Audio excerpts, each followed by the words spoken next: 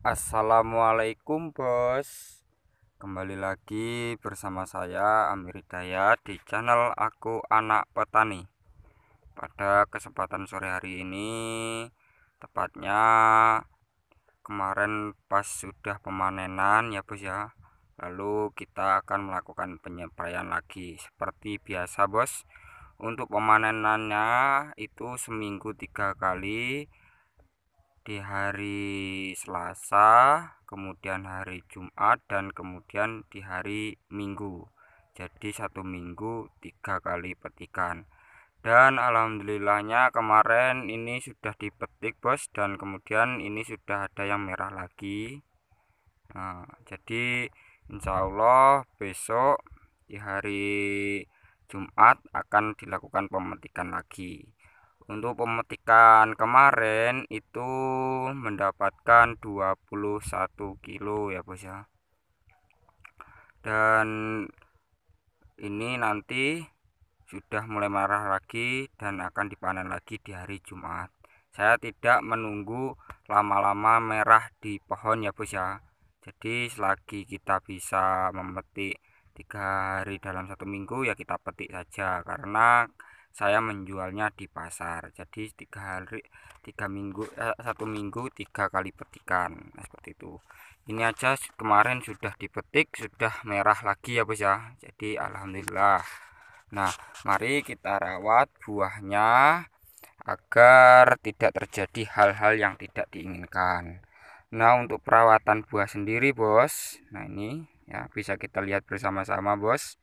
Nah, sebelumnya itu saya minta maaf ya bos ya. Nah, untuk cabai yang sebelah sini bos itu belum sama sekali belum dipasangi tajar ya bos ya, atau ajir ya untuk penyangga cabainya.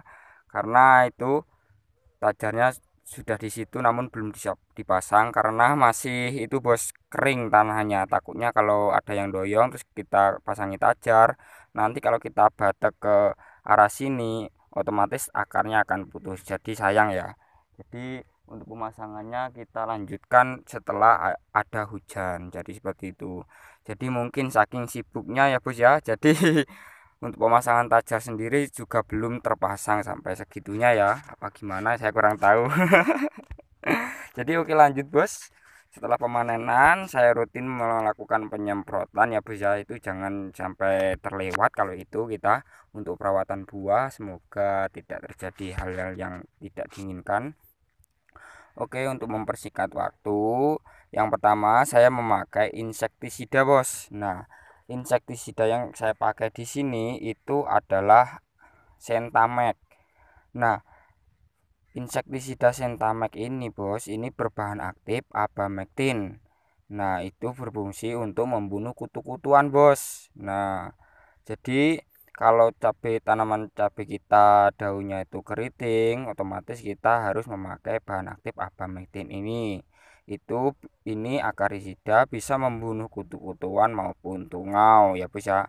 Dan di sini tertera juga bisa membunuh ulat. Jadi otomatis kalau kita pakai insektisida ini itu sama saja kita melindungi dengan hama-hama yang menyerang tanaman kita. Tetapi kalau saya untuk insektisida berbahan aktif abamectin ini itu saya menggunakannya jarang-jarang ya bos ya, karena untuk jurus andalan saya merollingnya juga dengan insektisida lain agar hama itu tidak terjadinya resistensi atau kekebalan pada suatu bahan aktif. Jadi kita rolling-rolling abamectin, kemudian diaventurion dan lain-lain. Jadi abamectin ini kita pakai sejarang-jarang mungkin. Kalau memang 1 minggu sekali atau gimana gitu ya, atau bisa juga abamectin abamectin abamectin kemudian ganti ganti ganti seperti itu. Jadi tidak harus abamectin terus sampai dari awal tanam sampai panen, itu akan menyebabkan resistensi, malah bahaya ya bos ya.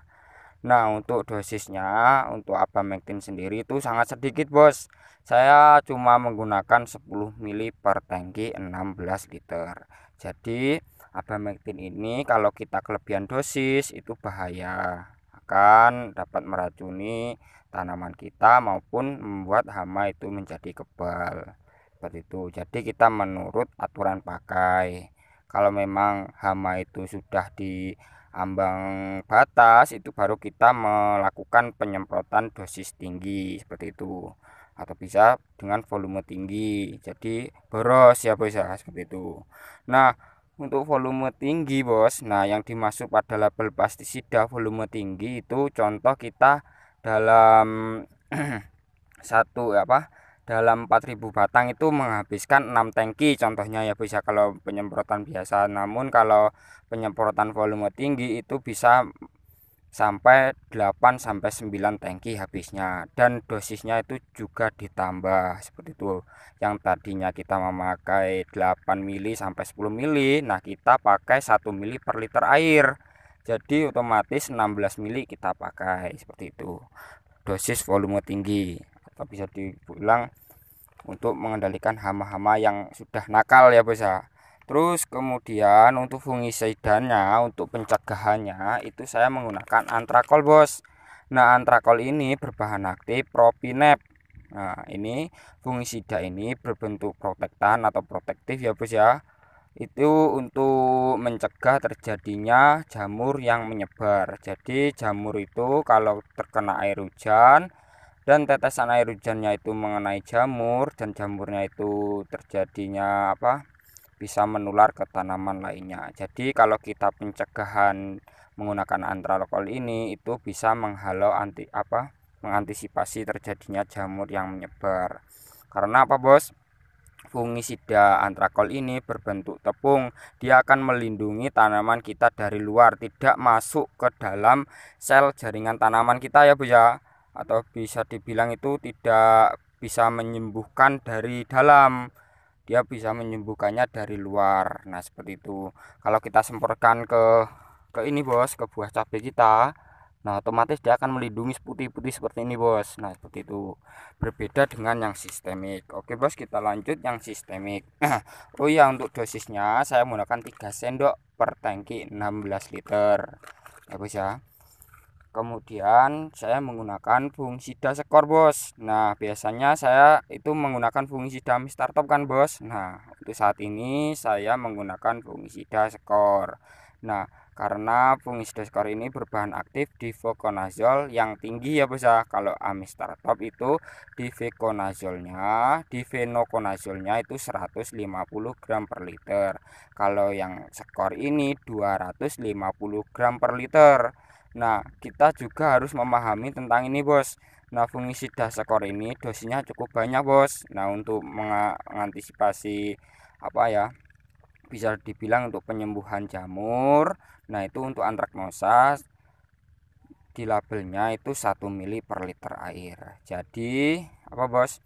Itu kita kalau menyemprot itu 0,5 mili per liter dulu. Jadi 8 sampai 10 mili per liter dulu. Nah, untuk penyemprotan kalau memang terkena serangan antraknosa. Nah, kemudian kalau antraknosanya sudah apa ya, terkena jamur busuk buah, lalu pokoknya tentang jamur penyakit ya, itu sudah apa ya, sudah nemen bos, bisa dibilang itu sudah banyak yang terserang jamur. Nah kita bisa menggunakan 1 mili per liter air, jadi jangan langsung kita gunakan ngejut-ngejut. Kalau saya kan sudah biasa menggunakan bahan aktif difluconazole ini, jadi kalau kita ngejut kemudian turun lagi, ngejut kemudian turun lagi, itu sudah biasa ya bisa. Jadi untuk saudara-saudaraku yang biasanya memakai sistemik lain seperti binomil dan lain-lain, terus kemudian menggunakan bahan aktif difenoconazole ini, jadi harus sedikit dulu kemudian banyak seperti itu, terus turun lagi seperti itu. Di rolling juga dengan insektisida fungisida berbahan aktif lain, contohnya seperti ya berbahan aktif apa ya bisa, yang penting sistemik ya, agar bisa masuk ke dalam jaringan sel tanaman. Nah untuk fungisidanya saja ini saya tidak ganti-ganti bos ya, saya menggunakan Amistartop kemudian ganti skor ini, jadi besok lagi kita gunakan, bisa skor lagi, bisa gunakan Amistartop lagi, pokoknya tergantung dengan keadaan kita bos. Jadi keadaan menanam cabai itu tidak sama, jadi seperti itu. Kita juga pintar-pintar memilih fungisida maupun pestisida bos, agar kita tidak terjadinya pembengkakan biaya. Nah, seperti itu. Jadi kita harus antisipasi agar terjadinya pembengkakan biaya. Oke, Bos. Nah, untuk dosisnya saya nanti menggunakan 16 mili per tangki 16 liter, Bos. Saya gunakan 1 mili per liter air. Nah, untuk kemarin untuk Amis Startop saya juga menggunakan kan. Nah, kemudian saya ganti ini karena saya melihat dv kondensernya tinggi, jadi saya pakai. Kebetulan di rumah juga ada, jadi buat apa kalau nggak dipakai ya. Jadi untuk ganti Amis Startop. Nah, untuk saran-saran bosku, kalau rollingan fungisida itu harus berbahan aktif yang lain. Kalau difenoconazole itu di Amis Startop ada, jadi harus itu ganti dengan berbahan aktif yang lain, sistemik maupun yang apa. Kalau itu cabenya sudah terserang bakteri maupun jamur, jadi seperti itu. Terus dan di sini Bos, di sini ada pupuk daunnya Bos. Nah, pupuk buah ya dari Gandasil B, Gandasil buah. Di sini tertera nitrogen, fosfor dan kalium. Nah, kaliumnya sendiri itu 30%, fosfornya 20% dan nitrogennya 6%. Nah, ini bagus untuk pembentukan buah maupun perangsang bunga agar tidak rontok dan perangsang bunga di waktu cabai sudah mulai pembentukan bunga buah kedua, seperti itu.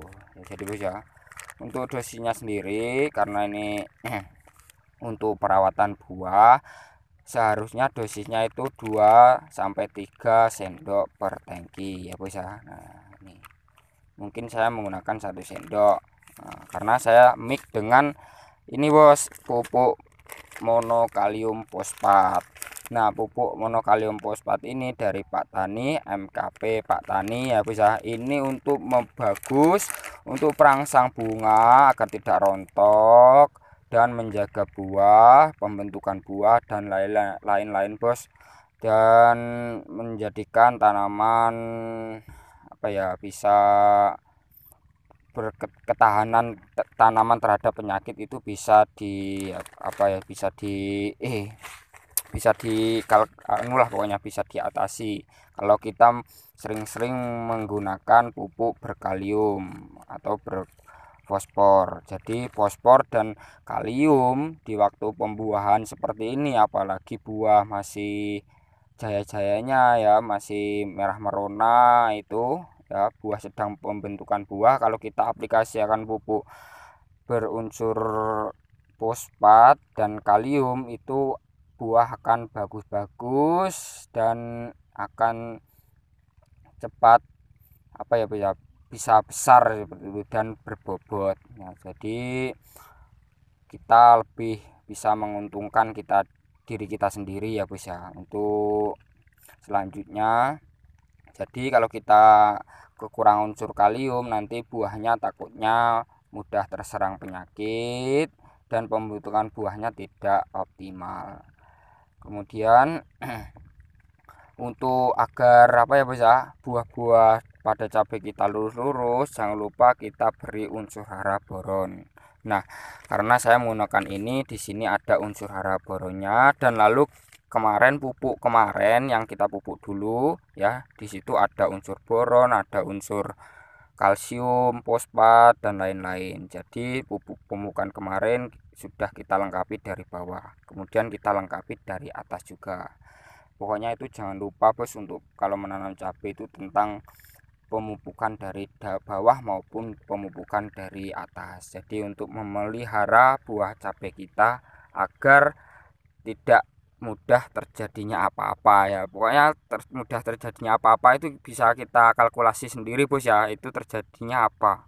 Pokoknya ya yang jelas penyakit maupun ketahanan tanaman terhadap serangan hama maupun penyakit ya, pokoknya OPT yang mengganggu tanaman kita itu bisa tahan tanaman kita. Jadi seperti itu, apalagi cuaca seperti ini Bos. Cuaca seperti ini tuh musimnya ya, dimana-mana cabai itu pasti terserang antraknosa. Jadi kita semua saudara-saudaraku, kita berdoa untuk agar saudara-saudaraku yang menanam cabai semoga dijauhkan dari penyakit antraknosa, amin ya robbal alamin. Semoga kita semua bisa panen bersama-sama, amin ya robbal alamin. Oke bos, cukup sekian video saya. Jika ada kesalahan dalam berkata maupun memberikan informasi menurut pengalaman saya mohon maaf sebesar-besarnya. Semoga saudara semua bisa memakluminya. Seperti itu ya bos ya, amin ya rabbal alamin. Jangan lupa subscribe, like, dan komen ya bos ya. Share bila video ini bermanfaat bagi saudaraku semua agar kita bisa maju dan berkembang bersama-sama untuk pertanian kita yang lebih maju, amin. Oke bos, cukup sekian dari saya Amir Hidayat mengucapkan wassalamualaikum warahmatullahi wabarakatuh.